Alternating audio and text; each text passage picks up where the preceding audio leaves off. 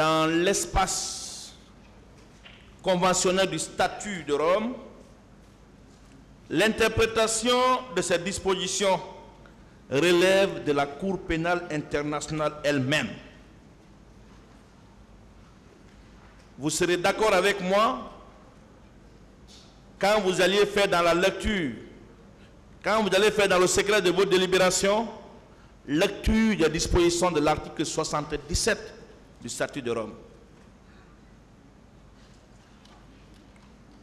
La mise en œuvre de ces peines est du domaine exclusif de la Cour pénale internationale. Et vous verrez même par endroits qu'en prélude à la fixation des peines, le statut renvoie au règlement intérieur de la Cour. Est-ce que nous sommes devant la Cour pénale internationale? Il faut qu'on ait le courage de rappeler ici que l'intérêt de la ratification et de la publication de ce statut au journal officiel n'est que la reconnaissance de la compétence de la Cour pénale internationale. Malheureusement, la Guinée n'avait pas accompli son obligation vis-à-vis de cette convention avant le 28 septembre 2009. Nous serions là pour discuter du statut de Rome si nous étions devant la Cour pénale internationale. Mais nous sommes devant le tribunal criminel de Dixine, délocalisé à Kaloum. Monsieur le Président, je vais aller un peu plus loin pour rappeler les dispositions de l'article 80 du statut de Rome qui dit ceci. Rien dans le présent chapitre n'affecte l'application par les États des peines que prévoit leur droit interne. Ça, c'est le statut de Rome qui parle. Ni l'application du droit des États, ni l'application du droit des États qui ne prévoit pas les peines prévues dans le présent. Le statut de Rome que vous voulez appliquer vous dit que ce chapitre ne fait pas obstacle à l'application des peines prévues en droit interne, encore moins le droit interne. Vous voulez remettre en cause le code pénal en vigueur à l'époque des faits sur la base de quel argument juridique? Ce n'est pas possible, Monsieur le Président. Le texte sur lequel il se base, ce texte, n'est-ce pas, le rappel, qui ne peuvent pas remettre en cause l'ordre juridique à l'époque des faits. Ce n'est pas maintenant qu'il faut inventer un droit pénal à la guinéenne. Monsieur le Président,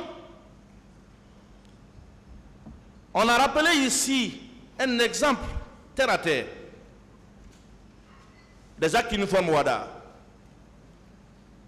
pour créer le parallèle entre la démarche du ministère public et la vérité juridique dans ces débats. Contrairement au statut de Rome, le traité OHADA a prévu en son article 10 l'application directe, la primauté du droit OHADA sur le droit national. C'est clairement précisé. Ce n'est pas la même chose pour le traité de Rome. Pour que cette convention soit acceptée en droit interne, il a fallu légiférer. Maître Lansiné Silla a pris soin de rappeler ça. Monsieur le Président, honorables assesseurs, Maître Lansiné vous a parlé de la territorialité qui implique la souveraineté des États. Je ne suis pas publiciste, mais ce que je dis n'est pas une invention. Ce que je vais dire n'est pas une invention. Ça vient d'un éminent publiciste.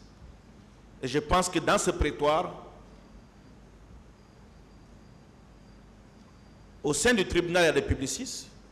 Parmi nous, il y a des publicistes. Dans le public, il y a des publicistes. Ceux qui nous suivent à distance, il y a des éminents publicistes qui certainement vont écouter et donner le moment venu où qu'il faut la vérité scientifique dans cette affaire.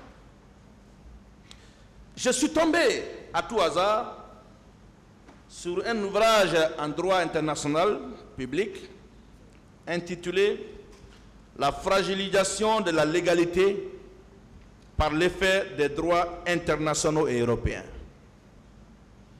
Et je me suis donné la peine de relever ceci. Je cite.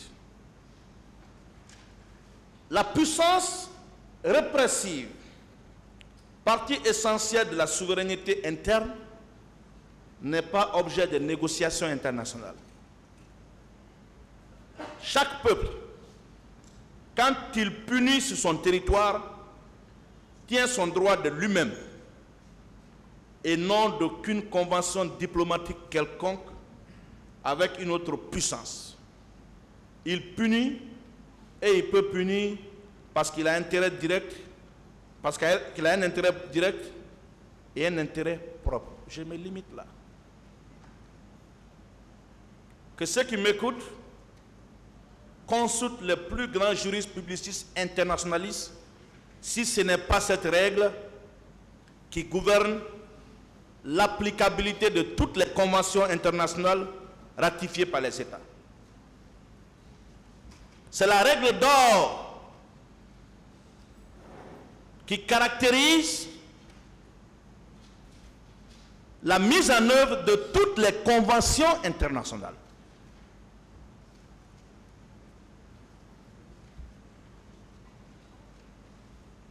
Je vais conclure mon propos